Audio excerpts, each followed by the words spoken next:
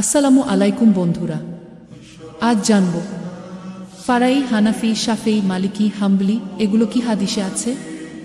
এগুলো চারটি ফিকহি মাযহাব যা কুরআন ও হাদিসের ব্যাখ্যা করার ভিন্ন পদ্ধতি।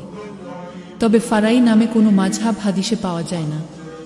তাহলে এই মাযহাবগুলো কোথা থেকে এলো? নবী ইসহাক এর সময়ে সরাসরি ওহী ও তার নির্দেশনা পাওয়া যেত। তার ইন্তেকালের পর সাহাবারা কুরআন হাদিসের ব্যাখ্যা করেছেন।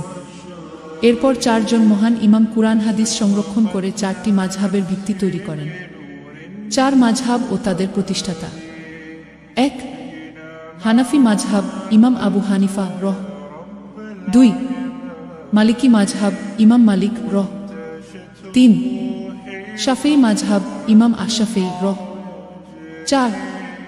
হাম্বলি মাযহাব, ইমাম আহমদ ইবনে হাম্বল রহ। তাহলে কি নির্দিষ্ট মাযহাব অনুসরণ করা বাধ্যতামূলক? যদি কেউ কুরআন ও সহিহ হাদিস থেকে সরাসরি ইসলাম বুঝতে পারে, তাহলে তার জন্য কোনো নির্দিষ্ট মাযহাব অনুসরণ বাধ্যতামূলক নয়। কিন্তু সাধারণ মানুষ আলেমদের ব্যাখ্যার ভিত্তিতে মাযহাব অনুসরণ করতে পারে, কারণ সবাই সরাসরি কুরআন হাদিস ব্যাখ্যা করতে সক্ষম নয়।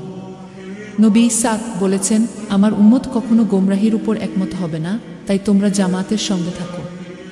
তিরমিজি 2167। তাহলে আমাদের করণীয় কি? মাযহাব নিয়ে বিভেদ নয়, কুরআন ও সহিহ হাদিসকে সবার উপরে রাখতে হবে। ফিকহি মতভেদ যেন দ্বন্দ্বে পরিণত না হয়। তাহলে বন্ধুরা, আপনার মতামত কি? কমেন্টে জানান, ভিডিও শেয়ার করুন যেন সবাই শিখতে পারে, এবং চ্যানেলটিকে সাবস্ক্রাইব করুন। খোদা হাফেজ বন্ধুরা, ভালো থাকবেন সবাই।